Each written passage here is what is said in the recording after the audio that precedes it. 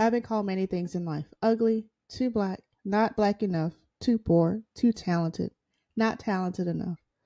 But I refuse to let anyone define me. I define myself. That's from Viola Davis's book, Finding Me, a Memoir.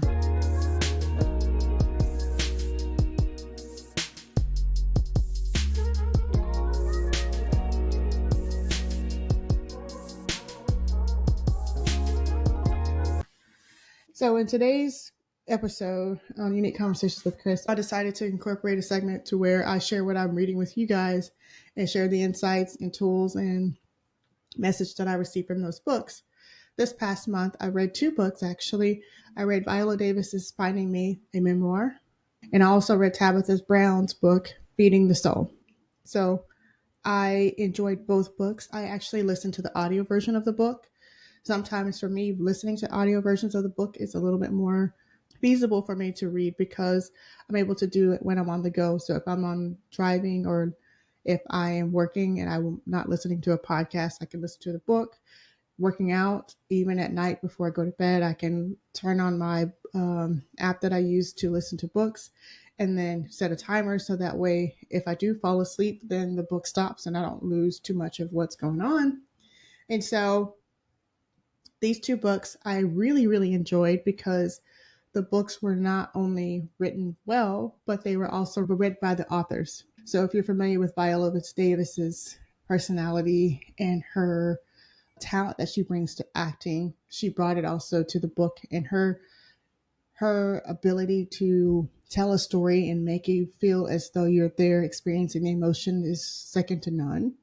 And then also too, most people are aware of Tabitha Brown's personality and her videos online. And so listening to her book brought that full circle, and hearing her story in her way that she's talks to you, it makes you feel like you're talking to somebody that you know, that you've known for a long time. So I really, really enjoyed both books and listening to those books. So I will start off with Finding Me by Viola Davis. This book I feel was a very emotionally charged book.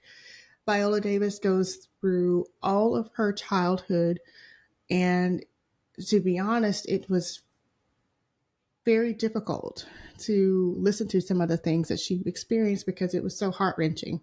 From witnessing her father abuse her mother, to him suffering with alcohol abuse, to growing up with really, really poor situation where they didn't have things like, I remember reading a story about where she just didn't have the access to her soap. And it got to the point to where it caused challenges with her at school. That really got to me because some of the stories that she shared about her upbringing really made me admire her that much more, for her to be able to overcome all the things that she did and become who she is today is outstanding. I mean, some of the challenges she's faced, even within after making it in Hollywood, with finding her identity and fitting in and really leaning into who she is as a person, it makes me, admire her that much more.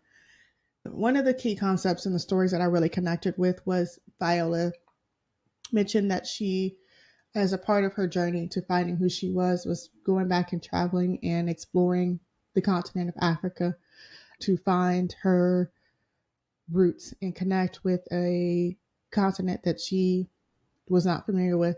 As a result of the history in this country, many Black Americans do not know the history of their origin. And so in her book, Viola Davis goes and she's able to connect with the people of Africa.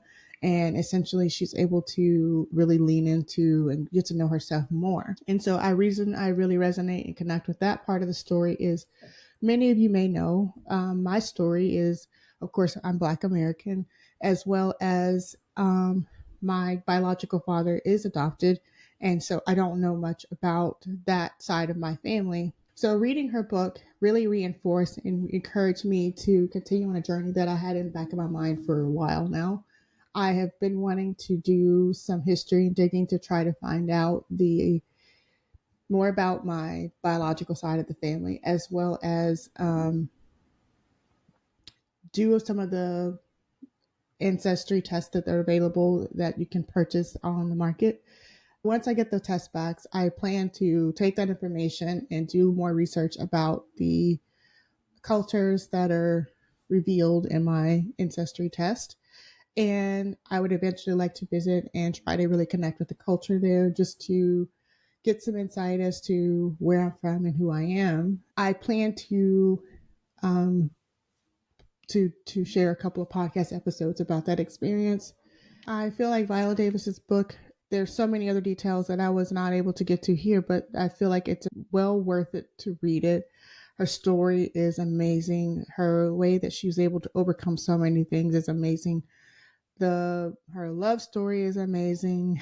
I mean, there's so many things that she touched on in her story of her life that I would literally have to do an hour-long podcast to talk about all of the things that I've learned from that book. But I just wanted to share the read with you, tell you that it's worth the read, and my key takeaways from that book. Now let's move over to Miss Tabitha Brown. So just like Tabitha Brown is infectious over the screen and everybody loves her personality and makes you feel at home like you're talking to a best friend or auntie, it's the same thing when you listen to her book. Her stories are inspiring and powerful. She's very authentic and vulnerable, just like Viola, as far as sharing things that happened to her in her life and how she's overcome them. One of the main things that stood out to me is her journey to get to where she is. She mentions that her journey into who she is and what she's been able to achieve took 23 years in the making, and she talks about how she never gave up, how her faith in God and in life, how she was able to really lean into who she is, by essentially accepting her for who she is, like her gifts, her